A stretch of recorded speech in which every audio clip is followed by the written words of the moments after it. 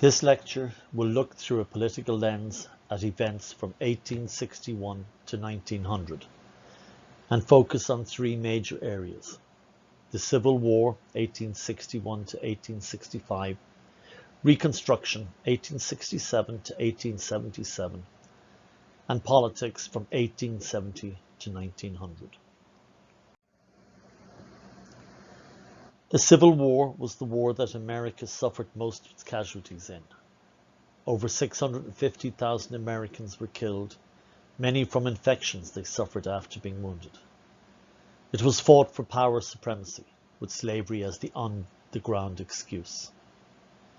The North was a more formidable foe, and the wise leadership of Lincoln outshone that of Jefferson Davis in the South. Indeed, the very essence of the South's position, states' rights, meant the 10 Confederate states were reluctant to give Davis the powers he would need to present a unified front to the North.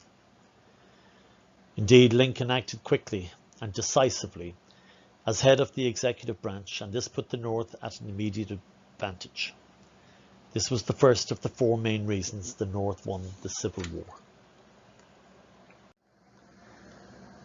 Lincoln's decisiveness in grabbing 3 border states weakened the Confederacy. As Maryland, Kentucky, and Missouri dawdled on secession, he sent troops in and declared martial law. He suspended habeas corpus, which is the right everyone has to be brought before a judge and charged if arrested. The Constitution denies this power unless in case of rebellion. Lincoln viewed the South in rebellion and suspended habeas corpus. The North's industrial might could not be matched by the South. The Civil War stimulated the growth of factories that produced war materials. Its population too was much bigger, and an army could be recruited from the immigrants who mainly came to the northern ports.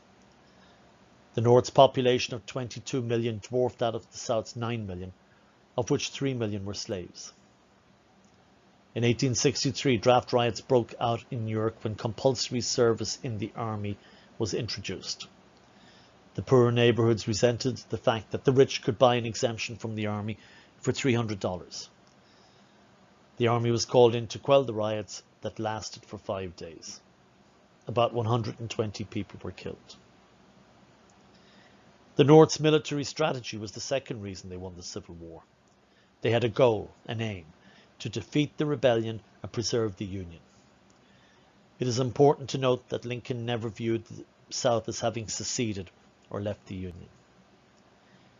The South was purely defensive-minded and just sought an independent existence. Robert E. Lee had been trained at West Point, but chose state over national allegiance when the war broke out. But even his military prowess couldn't defeat the industrial might of the North. The first move of the North was to blockade the southern ports to cut off their source of income. The blockade was effective, and although some runners bypassed the northern warships, the southern economy was strangled. The tariffs helped the North too, as did a small income tax, the first to be introduced, in funding their war effort. The South had hoped European nations would come to their aid, but they just looked elsewhere for the raw materials for their factories. For example, England looked to India. England and France would remain neutral throughout the contest. The North sailed down to the Gulf of Mexico and went up the Mississippi and captured Vicksburg. This split the Confederacy into 2 parts, east and west of the Mississippi. After Vicksburg in July 1863, the Western Confederate States played only a small role in the remainder of the war.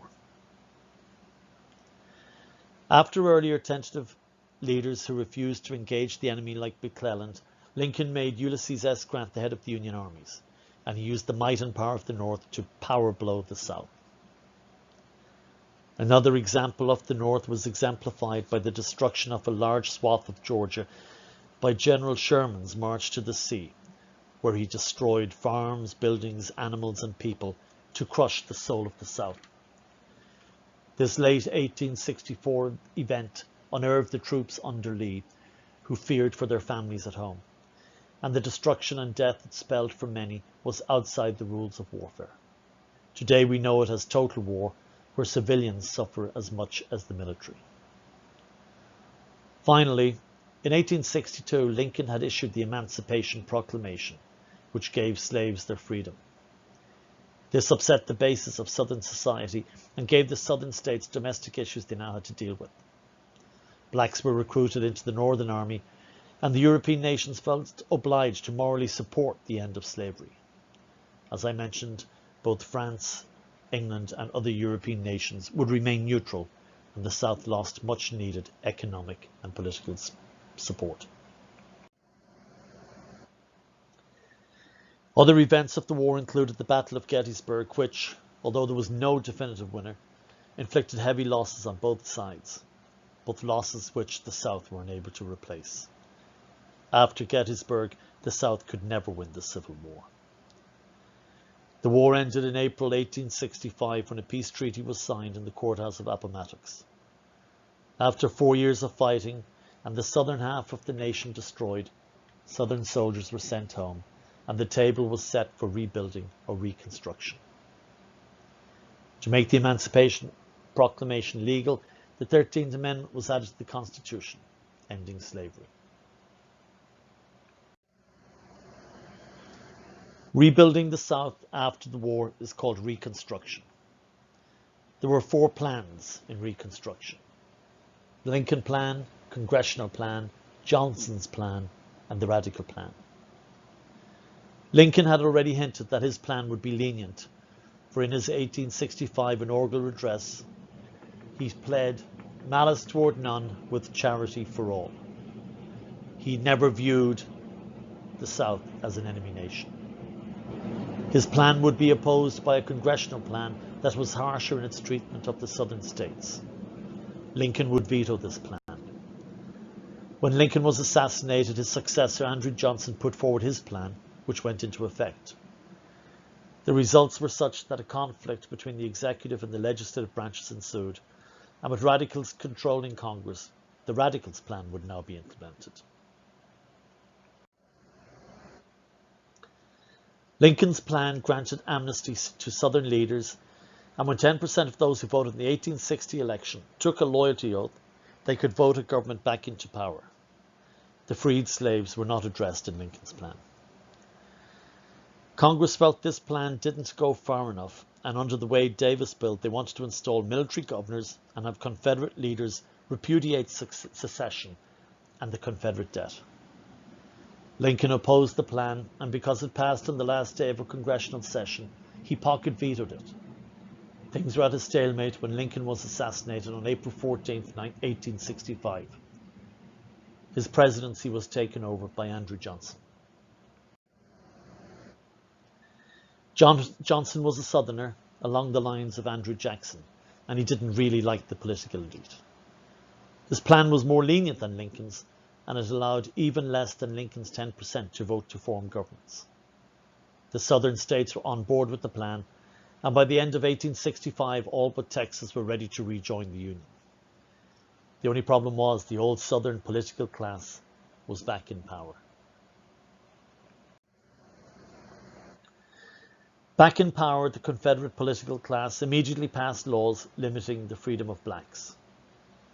Segregation in society continued, and blacks were denied the right to vote. Schooling for the freedmen's children was denied, as an educated class of ex-slaves was feared by the ruling class. Licenses had to be gotten for jobs in towns, and those freedmen who had no homes were often arrested under vagrancy laws and fined. Because they had no money, they would have to work for free to pay off their fines. Other general rules denied the freedmen basic rights. On seeing the return of the South to its old ways, the radicals in Congress sprung into action. A Civil Rights Act of 1866 was passed, and its constitutionality was upheld by the passage of the 14th Amendment in 1866, which defined ex-slaves as citizens. The Third Civil War Amendment, black suffrage, was passed in 1869, where no one can be denied the right to vote based on their, quote, race, colour, of previous servitude. The radicals pushed their plan into fruition. What were the motives behind this? Before the war, there was a lot of enmity between the North and the South, and this remained. The Northern radicals simply wanted to punish the South. Also, they felt it would weaken the Democrats in the South and keep the Republicans in power. Northern financial interests were at stake too, and many of the radical congressmen got their funding from them. The tariff could now be raised if there was no Southern opposition to stop it. Lastly, there was a strong abolitionist movement in the North that wanted the freedmen to do well, and they genuinely cared about them. Their plan was to impose military law in 5 districts in the South. Each state had to ratify the 14th Amendment, and any previous office holder, because they had broken their oath of loyalty to the Constitution, would be barred from office. It was a harsh plan that went against the message of forgiveness that Lincoln had preached. They knew Johnson would oppose it and would refuse to enforce it. To counter this, the legislative branch went on the offensive against the executive branch. To counter Johnson's opposition, Congress passed the Command of Army Act in 1867 and the Tenure of Office Act also in 1867. Both of these acts limited the power of the presidency. Johnson saw them as undermining the enumerated powers of his executive branch, and on dismissing Edwin Stanton, his Secretary of War, today Secretary of Defense, he was impeached by Congress. Narrowly avoiding a guilty plea, it was enough for Johnson, who decided not to run for re-election in 1868. With the wings of an anti-radical executive branch clipped, the South was open to radical reconstruction. Scalawags, Southerners with Northern tendencies, and carpetbaggers, con men who carried their property around in carpetbags, descended on the broken South, and they are remembered as a nefarious bunch in Southern history.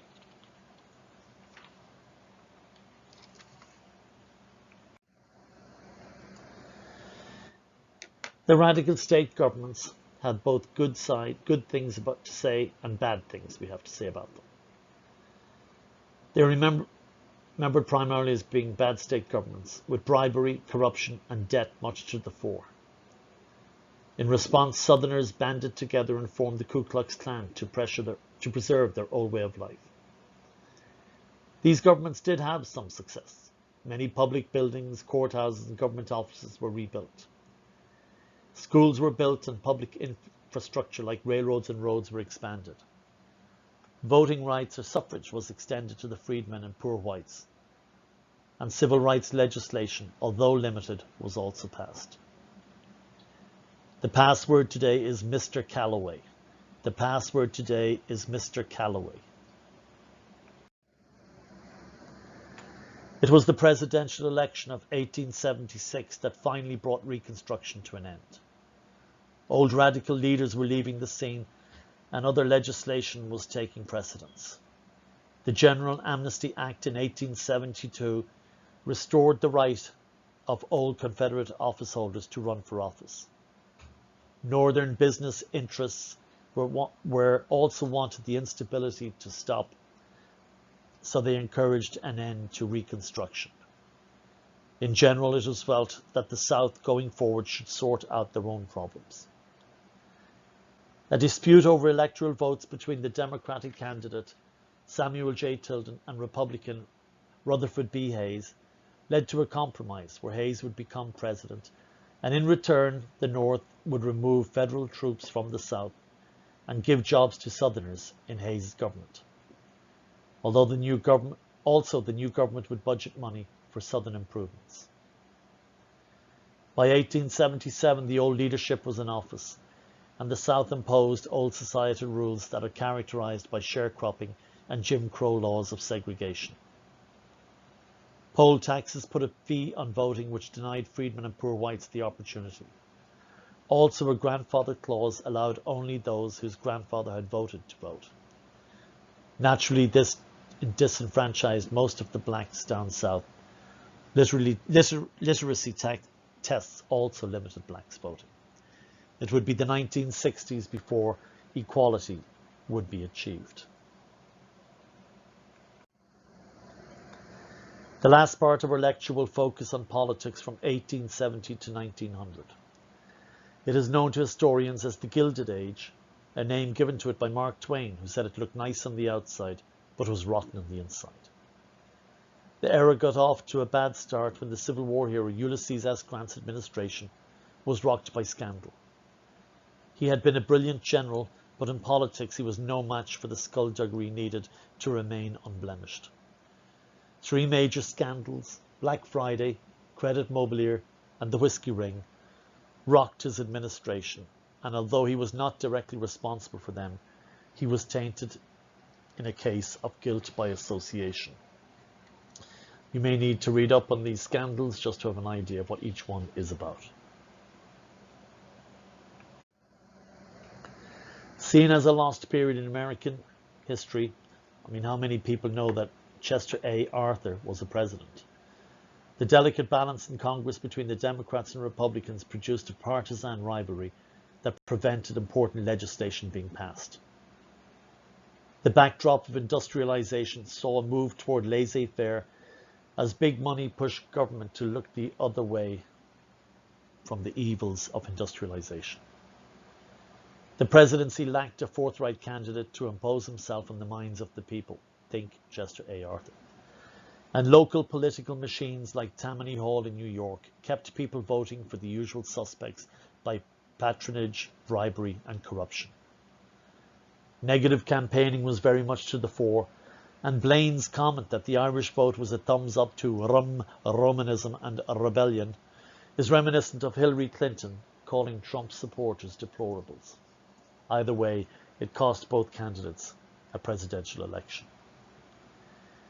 The issues of the day were the tariff that was pushed higher by the industrialists, currency, and civil service reform.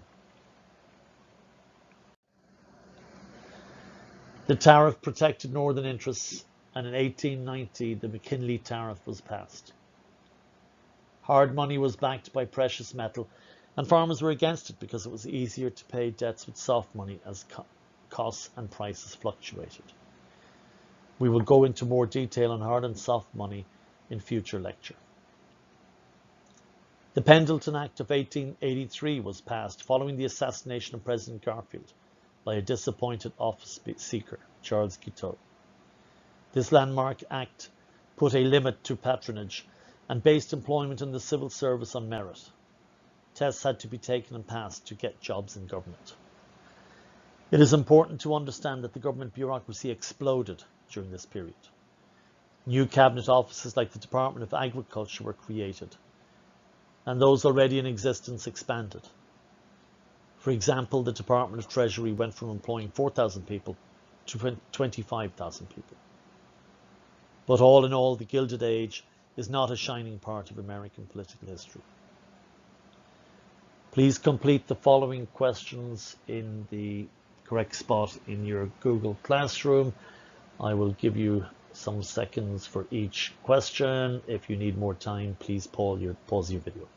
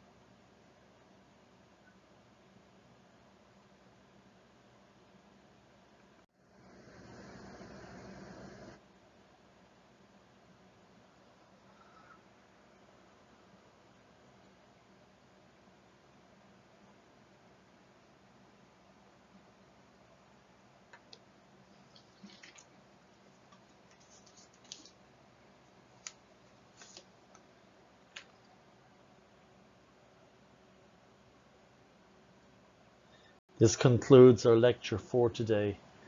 Thank you.